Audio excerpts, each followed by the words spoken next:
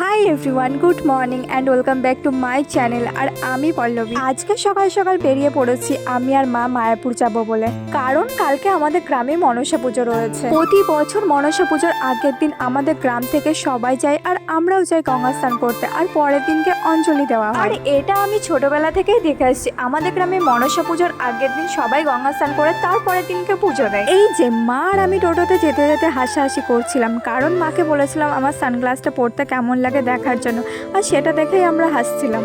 এটা হচ্ছে আমাদের গ্রামের মাঠে, বাড়ি থেকে টোটো করে উঠেছিলাম, এখন যাচ্ছি আমরা নদীতে, ওখান থেকে নদী পার হয়ে তারপরে যাব ধুবুলিয়াতে। এটা আমাদের গ্রামের জলঙ্গি নদী। এখন নদীতে নৌকা রয়েছে, বাট আগে ছিল বাঁশের ব্রিজ, কিন্তু প্রচন্ড পরিমাণে জল বাড়ার কারণে বাঁশের ব্রিজটা এখন খুলে দিয়েছে। আবার যখন জল কমবে তখন আবার বাঁশের ব্রিজটা করে দেবে। আর আজকে ছিল প্রচন্ড পরিমাণে রোদ গরম। নৌকা পার হয়ে আমরা টোটো ধরে নিয়েছি আর যাচ্ছি ধুবুলিয়া, আর ধুবুলিয়া থেকে বাসে করে তারপরে ডাইরেক্ট যেতে হবে মায়াপুর। মায়াপুরে পৌঁছে গেছি আর প্রথমেই গেলাম গঙ্গা স্নান করতে। এটা হচ্ছে হুলোর ঘাট। এর আগে কখনো আমি এই জায়গাটাতে স্নান করতে আসিনি, এই ফার্স্ট মা আমাকে নিয়ে আসলো। এর আগে আমি অন্য জায়গাতে স্নান করেছি। বাসে থেকে নেমে আমি তো হেঁটেই যাচ্ছি, পৌঁছাতে আর পারছি না, আর মা পিছন থেকে বলেই যাচ্ছে আর একটু আর একটু। যাই হোক, তারপরেই পৌঁছে গেছি এই যে এই গঙ্গাটা। এখানে এসে দেখি এখানে একটা লঞ্চ রয়েছে ওই পারে যাওয়ার জন্য।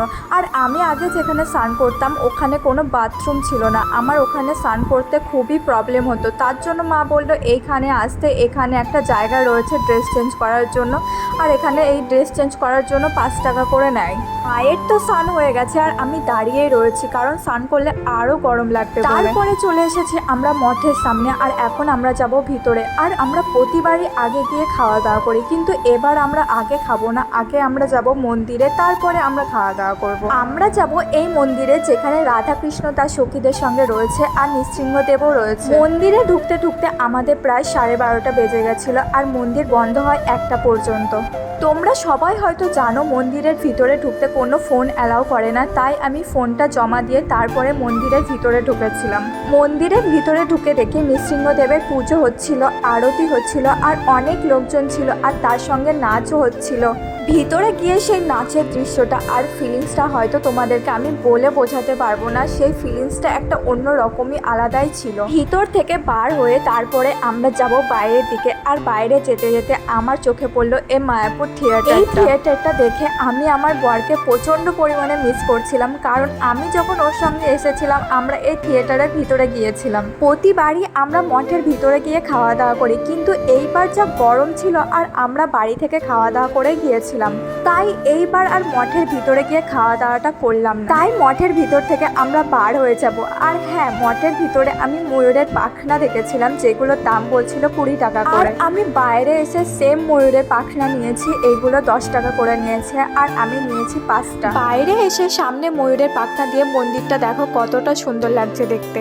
তারপরে এই দোকানটাতে দাঁড়িয়েছিলাম আখের রস খাওয়ার জন্য। মায়াপুর থেকে বার হতে প্রায় 2টো বেজে গেছিল। আর এই রাস্তাটা কোথায় চিনতে পেরেছো? এটা হচ্ছে ধুবুলিয়া থেকে কৃষ্ণনগর যাওয়ার রাস্তা। একটু দরকারের জন্য আমাকে কৃষ্ণনগর যেতে হচ্ছে, আর মা ধুবুলিয়া দিয়ে ডাইরেক্ট বাড়ি চলে যাবে, তাই আমরা দুজন দুই দিকে হয়ে গেছি। এইদিকে এসে যেতে যেতে দেখছি প্রচন্ড পরিমাণে মেঘ হয়েছে, আর এই ব্রিজটা দেখো এই ওয়েদারে দেখতে কতটা সুন্দর লাগছে। আমি পৌঁছে গেছি কৃষ্ণনগর, আর সবার প্রথমে যাব এক্সপ্রেস বাজার, যেই জন্য আমার কৃষ্ণনগর আসা। বাড়িতে আমার ছোট্ট একটা ভাই রয়েছে, আর ওর ছিল বার্থডে, ওর জন্য এই সামার কুলে আসলাম বার্থডে কেক নিতে। কাকিমাকে কল করে হোয়াটসঅ্যাপে ছবি পাঠিয়ে তারপরে কাকিমার পছন্দ মতো একটা কেক নিয়ে নিয়েছি, আর তার উপরে ভাইয়ের নামও লিখে নিয়েছি। কাকিমা আমাকে আমার পছন্দ মতো 5 রকমের মিষ্টি নিতে বলেছিল, যেটা ভাইকে খাওয়ার সময় প্লেটে সাজিয়ে দেবে বলে। পুজোর আগের দিন থাকে নিরামিষ, সেদিনকে আমরা কেউ আমিষ খাবো না, আর সেদিনকেই ভাইয়ের বার্থডে পড়েছিল, তাই কাকিমা ভাইয়ের জন্য অল্প করে রান্না করেছিল। আর রাতে হয়েছিল ছোট্ট একটুখানি ডেকোরেশন করে শুধুমাত্র কেক কাটিং, আর তেমন কিছুই হয়নি। আর হ্যাঁ, কৃষ্ণনগর থেকে বাড়ি আসার সময় তোমাদের আর কিছুই শেয়ার করা হয়নি, কারণ আমার 2 হাতেই ছিল ব্যাগ, আর ফোনটাও রেখে দিয়েছিলাম ব্যাগের ভিতরে। তো আজকের ভিডিওটা এই পর্যন্ত। এই ভিডিওটাতে আর বেশি কিছু শেয়ার করলাম না, দেখা হবে আবার পরের কোনো ভিডিওতে। ততক্ষণের জন্য টাটা, বাই বাই, সবাই ভালো থেকো আর সুস্থ থেকো।